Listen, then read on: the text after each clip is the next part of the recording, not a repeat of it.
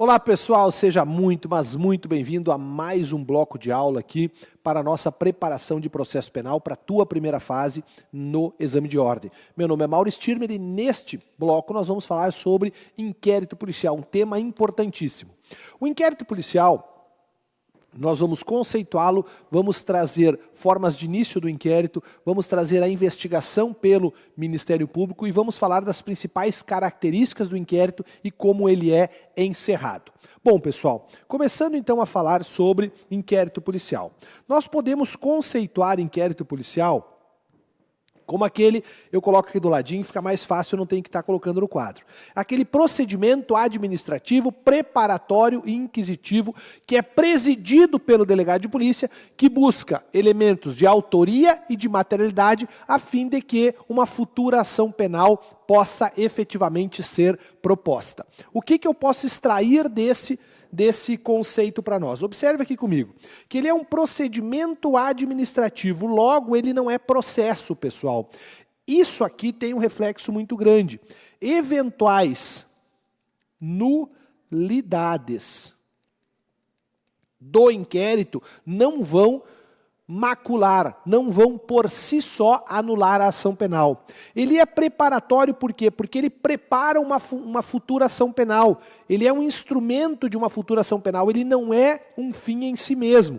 Ele é inquisitivo por quê? Porque nós não temos contraditório no inquérito. O contraditório fica postergado, ele fica guardado para uma futura ação penal. E ele é presidido pelo delegado de polícia. Qual é a finalidade dele? Buscar elementos, tá, da infração penal, ou seja, de materialidade e de autoria desta ação penal, para que uma futura denúncia pelo Ministério Público ou uma queixa-crime por vocês, advogados, possa ser efetivamente proposta. Então, a natureza jurídica dele é de procedimento administrativo. Agora, cuidado.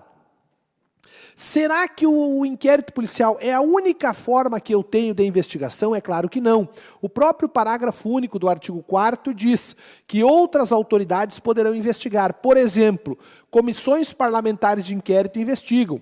Oficiais das Forças Armadas investigam por inquérito policial militar. Receita Federal investiga pelo inquérito fazendário. Então, outras formas existem. Mas o meu receio é que caia na sua prova se o Ministério Público pode investigar. A resposta é positiva, ele pode investigar. Mas cuidado, o Ministério Público ele não investiga por meio de inquérito, ele investiga por meio de PIC, de procedimento investigatório criminal. Tá? Isso foi decidido pelo STF, considerando a teoria dos poderes implícitos. O que é isso, Mauro? Ora, se o Ministério Público, conforme diz no seu artigo 129 da Constituição Federal, ele é o detentor exclusivo da ação penal pública, ou seja, o dominus litis, o dono da ação, ele também pode investigar. Se ele controla externamente, como diz o artigo 129, a polícia, ele também pode investigar. Tranquilo? Muito cuidado com isso. Quais são os destinatários do inquérito? No conceito nós extraímos. Os destinatários são o próprio Ministério Público na ação penal pública e o advogado na ação penal privada, o ofendido na ação penal privada. Cuidado que a doutrina moderna também traz o juiz como destinatário do inquérito. Mas ele seria destinatário do inquérito durante a sua tramitação. Por quê? Porque é o inquérito que vai trazer subsídios para que o juiz decida se concede ou não uma prisão preventiva durante o inquérito, se concede ou não uma busca e apreensão durante o inquérito. Então, ainda que de maneira imediata, ainda que de maneira indireta, o juiz é sim um dos destinatários do inquérito policial. Mauro, como que esse inquérito é instaurado? E aqui, muito importante é a leitura do artigo 5º, pessoal. A bem da verdade, se o inquérito vai ser instaurado de uma forma ou de outra forma, nós vamos ter que analisar primeiro o crime para sabermos qual é a ação penal daquele crime. Se o crime que o inquérito vai investigar é um crime de ação penal pública incondicionada, a forma de instaurar o inquérito é uma. Se o crime for de ação penal pública condicionada à representação, a forma de instauração é outra. E se o crime for de ação penal privada, a forma é outra. Vamos trabalhar nos parágrafos 4º e 5º aqui, logo de início. Veja, se o crime for de ação penal pública, que depende de representação, deverá o delegado aguardar essa representação para iniciar o inquérito. Se o crime é de ação penal pública condicionada à representação, por exemplo, lesão corporal culposa ou lesão corporal leve, o delegado tem que aguardar que aquela pessoa vítima da lesão autorize a investigação. Mauro, e se o crime é de ação penal privada, como, por exemplo, uma calúnia, uma injúria ou uma difamação?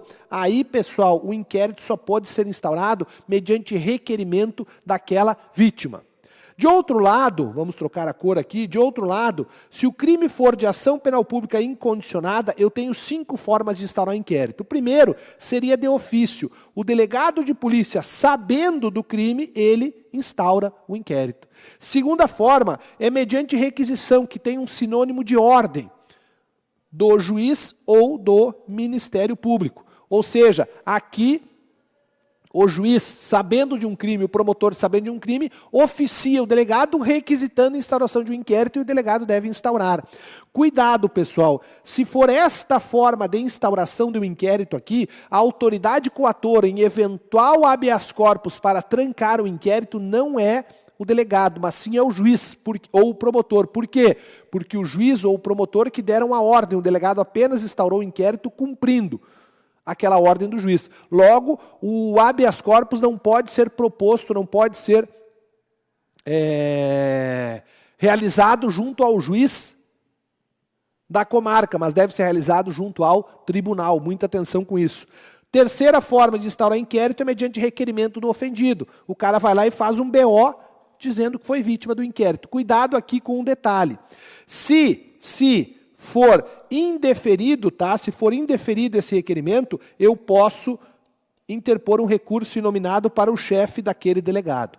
Quarta situação, por notícia de qualquer um do povo. Volta comigo. Notícia de qualquer um do povo, exatamente. Se esta notícia for uma notícia anônima, ou também chamada de notícia apócrifa, temos que ter um cuidado. Por quê? Porque nesses casos de notícia anônima ou apócrifa, o delegado não pode de pronto instaurar o inquérito. O delegado deve fazer o quê, Mauro? O delegado deverá previamente investigar para analisar a viabilidade daquela notícia. Perfeito? E a quinta forma de instaurar inquérito, que não está ali no artigo 5º, é por meio de um auto de prisão em flagrante, quando alguém é apresentado preso ao delegado de polícia, a chamada cognição coercitiva. Cognição é conhecimento, coercitivo é forçado, conhecimento forçado. O delegado ficou sabendo do crime porque ele foi apresentado o preso, ou seja, ele foi conduzido coercitivamente até a presença do delegado. Esse artigo 5º é importantíssimo para a tua prova. Coloca aqui do lado que eu vou falar para ele das características do inquérito. Pessoal, o inquérito possui... Deixa eu apagar isso aqui que eu tenho toque com esse quadro sujo. O inquérito possui as seguintes características, tá? Ele possui as seguintes características. Primeiro, instrumental. O que é isso, Mauro? O inquérito não é um fim em si mesmo. O inquérito tem a finalidade de instaurar uma futura ação penal. Logo, ele é um instrumento para que a ação penal seja proposta. Ele é obrigatório. Cuidado com essa obrigatoriedade, pessoal. A obrigatoriedade, ela parece, tá, que ela vai ser antagônica com o ser dispensável. Como que algo pode ser obrigatório e dispensável ao mesmo tempo? É porque ele tem destinatários diferentes. Ele é obrigatório para o delegado. O delegado, sabendo de um crime, ele deve instaurar o inquérito, dentro, obviamente, respeitando as diretrizes do já visto artigo 5º. Agora, ele é dispensável para quem? Para o promotor. O artigo 39, parágrafo 5º do CPP vai dizer que se o promotor já tiver elementos de autoria e materialidade, ele pode fazer o quê? Ele pode, de pronto, ele vai denunciar, vai oferecer, vai dar início à ação penal e não vai requisitar a instauração de um inquérito, ele dispensa o inquérito. Ele é discricionário. Discricionário para quem, pessoal? Para o delegado. O delegado decide quais as diligências ele vai realizar, com uma exceção. Esta exceção está lá no artigo 158 do CPP. Refere-se ao exame de corpo de delito. Ou seja, se nós estivermos diante de um exame de corpo de delito realizado pelo delegado de polícia, em um crime que deixou vestígio, ele deverá instaurar esse procedimento, tá? Nas demais diligências é discricionária a sua atuação. Depois, pessoal, ele é informativo. Por quê? Artigo 155 do CPP, valeu. O artigo 155 do CPP. O que ele diz, pessoal? Que durante o inquérito policial eu não tenho provas, eu tenho elementos de informação. Esses elementos de informação, eles estão, tá, para o inquérito policial, assim como as provas estão para a ação penal. Eu não tenho como, dentro do inquérito policial, considerar que tudo que está lá seja prova. Como regra, o que é obtido no inquérito policial são elementos de informação. Por isso nós dizemos que eles são informativos. Agora, eu tenho 3 provas que são exceções aqui, tá? Eu tenho 3 provas que o artigo 155 diz que pode ocorrer no inquérito, que são as provas antecipadas, as cautelares e as provas irrepetíveis. Mas, como regra, o que eu tenho lá são questões de informação. Ele é escrito, mas eu posso ter áudio e vídeo, cuidado com isso, regra é escrito, mas eu posso ter áudio e vídeo. Ele é sigiloso, e aqui nós temos que conversar um pouquinho. Pessoal, o inquérito policial, ele é sigiloso? Exato. Ele é sigiloso, porém, ele não é absoluto. Este sigilo, ele não é absoluto. Por quê? Porque ele não se aplica ao juiz, não se aplica ao promotor. Tranquilo. Agora, na tua prova, vai perguntar, ele se aplica ao advogado? Claro que não. O inquérito policial também não é sigiloso ao advogado. E os fundamentos você aprende com o Fetter, o artigo 7º, inciso 14 do Estatuto. E também lá com direito constitucional, com os colegas, você aprende a súmula vinculante número 14, que diz que você, advogado, tem acesso àquilo que já está documentado nos autos. E um detalhe, Mauro, eu, advogado, preciso de procuração? Não precisa. A regra é você não precisar de procuração. Agora, se esse inquérito estiver sob segredo de justiça, aí você precisará sim de uma procuração. Tranquilo? Próxima característica que já falamos, ele é inquisitivo, ou seja, não há contraditório. O contraditório, a bem da verdade, ele vai ficar diferido. Ele vai ficar postergado para a ação penal. Você não exerce o contraditório durante o inquérito, mas você vai exercer na ação penal. E ele é o quê? Ele é indisponível. Indisponível para quem? Para o delegado de polícia. O delegado de polícia, anota isso, jamais, nunca poderá arquivar o inquérito policial. Nunca, jamais poderá arquivar o inquérito policial. Mauro, e se o delegado desejar arquivar porque ele é meu amigo, ou se ele for meu inimigo, eu posso alegar a suspeição desse delegado que não pode dispor do inquérito? Claro que não. Coloca para mim aqui o artigo 107 do lado. Cuidado, mas cuidado mesmo com esse artigo. Não se poderá opor suspeição às autoridades policiais. O juiz é teu inimigo e vai te julgar, você levanta a mão. Juiz, você não vai me julgar, Vossa Excelência não vai me julgar. Por quê? Porque Vossa Excelência é suspeito. Você pode promover ali um incidente de suspeição. Com o delegado de polícia não pode. Porém, diz o artigo 107 aqui do meu lado, que o delegado deverá se dar por suspeito. Mas nós, pode voltar por favor, não poderemos arguir esta suspeição. Tranquilo? E ele, inquérito policial, por último, ele é temporário. Veja o que diz o artigo 10, pessoal. Qual é o prazo que eu tenho para terminar? Bom, se o meu indiciado suspeito está preso, eu tenho 10 dias. A contar de quando? A contar da prisão. Cuidado com isso. 10 dias a contar da prisão. Mauro, e se ele estiver solto? Bom, se ele estiver solto, olha aqui, ó, a contar de quando se executar a prisão. E se ele estiver solto? Aí o prazo é de 30 dias no caso de solto. Se ele estiver solto, é possível que haja uma prorrogação. Por qual prazo? Por mais 30 dias? Não sei. Pelo prazo que for marcado pelo juiz. Cuidado com os inquéritos, tá? Cuidado com os inquéritos previstos para a Polícia Federal, que é réu preso 15 dias, réu solto 30, mais o prazo que o juiz fixar. Segue o CPP. Réu preso na Justiça Federal, 15 mais 15. Réu preso na comum, 10. Na lei de drogas, se ele está preso 30 mais 30 dias, se ele está solto 90 mais 90 dias. Tu não pode errar isso aqui. Cuidado apenas com esse dispositivo aqui, tá? Esse dispositivo aqui, ele está o quê? Não precisa escrever que está escrito aqui. Ele está suspenso por decisão do STF.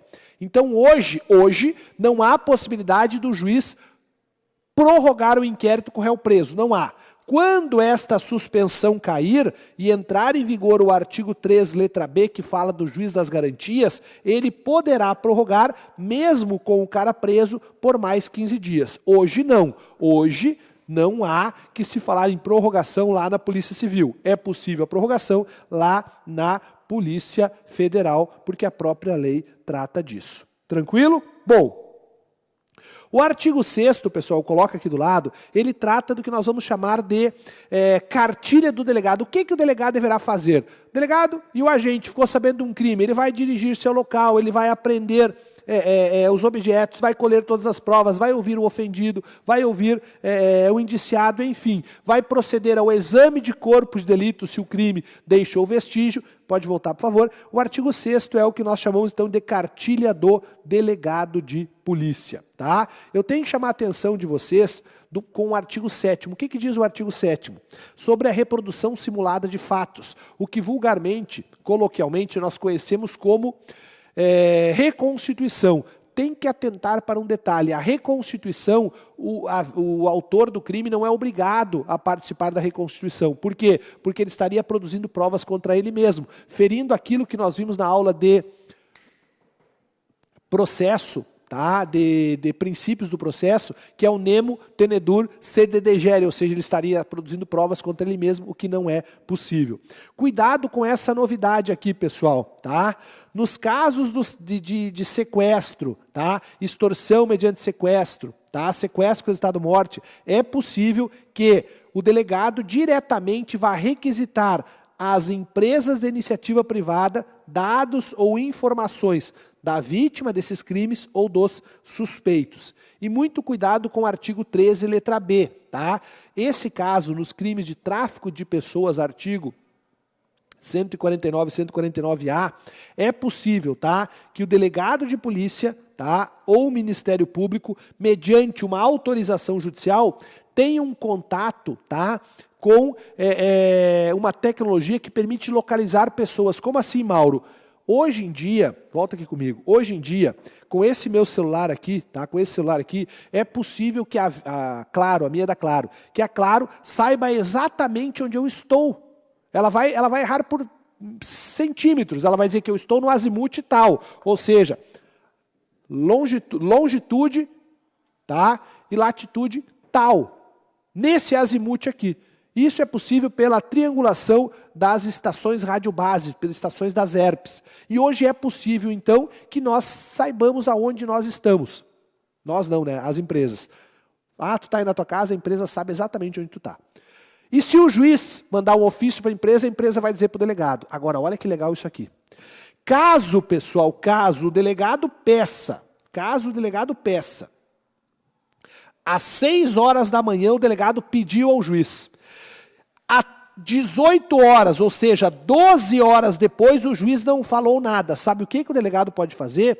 O delegado pode dirigir-se diretamente às operadoras e determinar que lhe seja fornecido o local em que o suspeito ou a vítima do crime de tráfico de pessoas se encontra. Isso por quê? Porque o artigo 4º autoriza. O que ele deve fazer, então? Apenas deve comunicar imediatamente ao juiz. Juiz, considerando que passou aquele prazo e o senhor nada fez, eu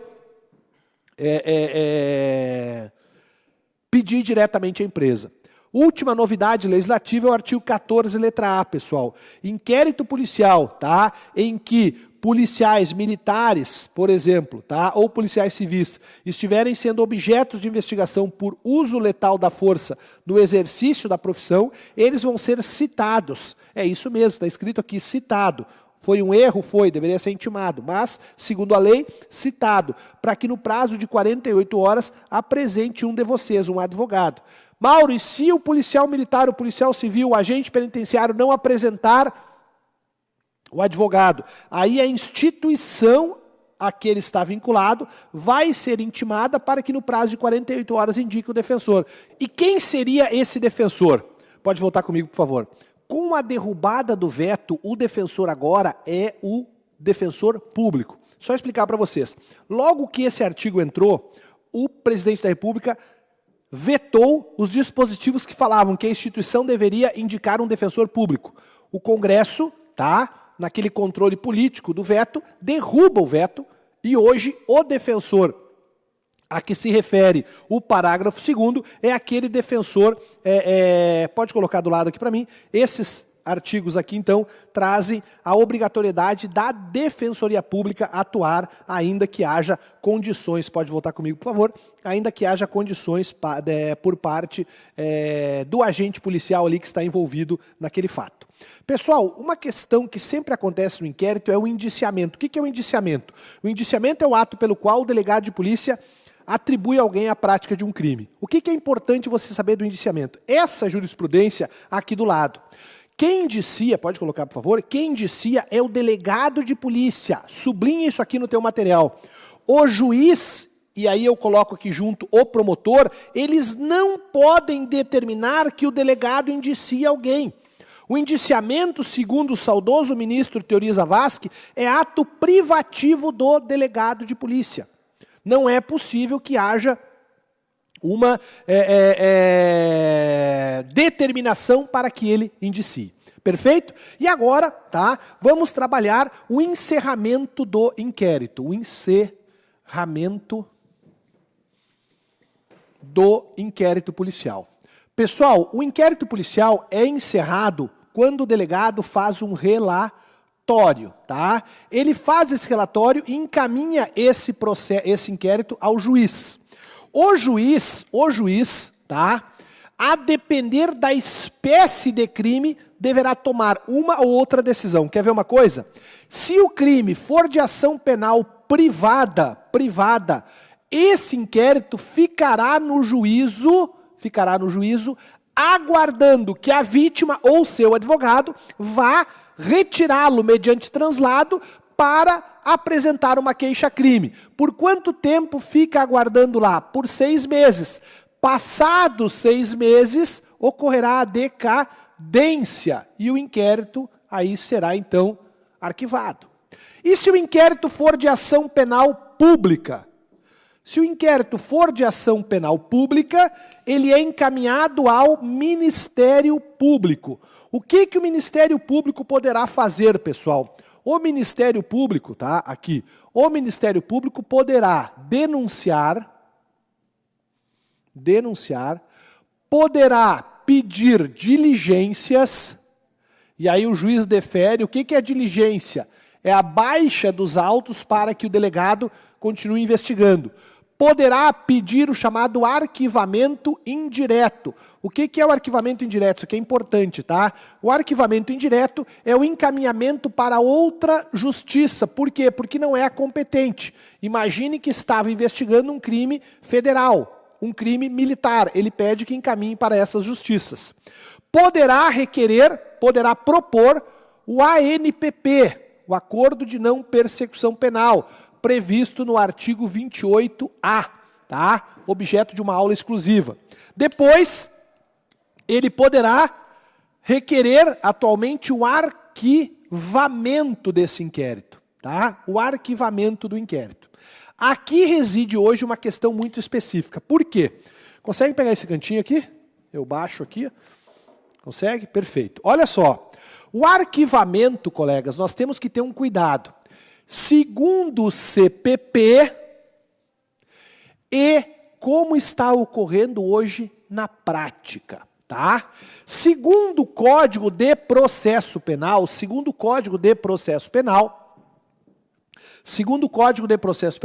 com o atual artigo 28 do CPP, o arquivamento seria realizado pelo próprio MP. Ocorre que esse artigo aqui, ele está suspenso por decisão do STF, da lavra do ministro Fux. Com a suspensão desse artigo, como acontece hoje na prática o arquivamento? Hoje, pessoal, o Ministério Público, ele ainda promove a decisão de arquivamento. E esta decisão, se vai ou não ser arquivado o inquérito, vai ser do juiz. O arquivamento hoje, então, se dá por decisão judicial. Isso era a previsão do artigo 28 que foi revogado. Por que que na prática ocorre assim ainda, Mauro? Porque o atual artigo 28 está suspenso pelo STF. Mauro, e se houver o pedido de arquivamento? O MP, então, requereu o arquivamento. Se o juiz não concordar, concordou com o arquivamento, aí ele vai encaminhar os autos ao Procurador-Geral de Justiça ou Procurador-Geral da República, tá? A depender se for na Justiça Estadual e na Justiça Federal, perfeito? Então não esqueça que o arquivamento do inquérito, em que pese, embora esteja previsto hoje na lei, que se dará por decisão do próprio Ministério Público, o Ministério Público tem uma obrigação de comunicar à vítima, e a vítima, se não concordar com o arquivamento, tem o prazo de 30 dias para ir à instância superior dentro do próprio Ministério Público. Observem que na atual sistemática o juiz não se meteria. Ocorre que o STF suspendeu, e aí nós estamos utilizando hoje o artigo revogado. Na prática, estamos fazendo um arquivamento que depende de decisão judicial.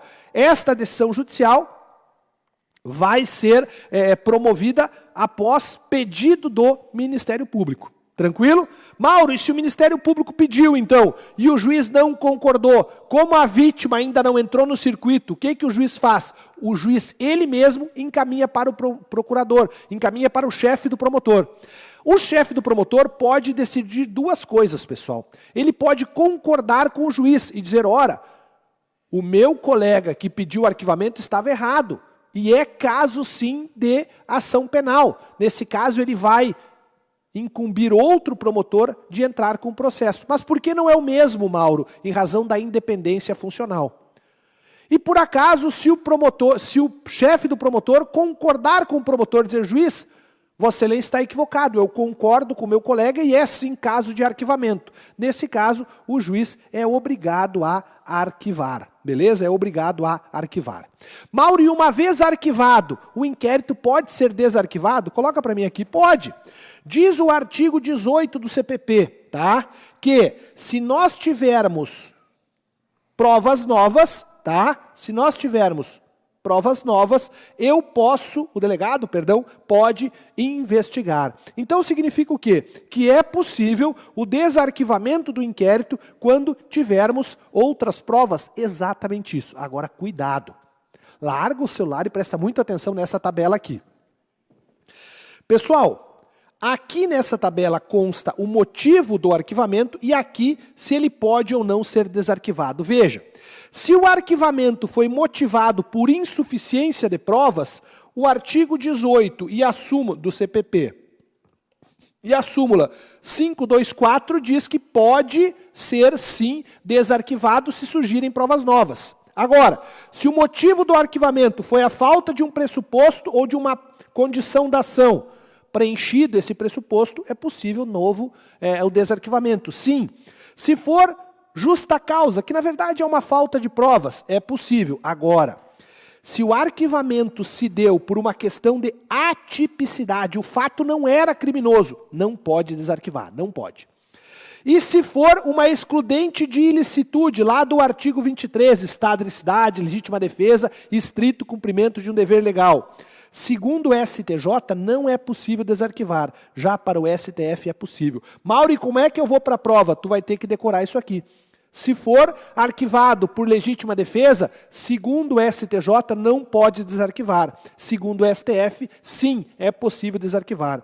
Se for uma excludente de culpabilidade, aí uma posição doutrinária que não pode. Se for uma causa extintiva da punibilidade, por exemplo, foi arquivado em razão da decadência, foi arquivado porque surgiu uma lei que não mais considera o fato criminoso. Nesse caso, não é possível. Com exceção, pessoal, quando estamos diante de uma certidão de óbito falsa. Certidão de óbito falsa é possível sim o desarquivamento. Beleza? Fechamos o inquérito policial. Clica na próxima aula que tem mais conteúdo para ti. Abraço.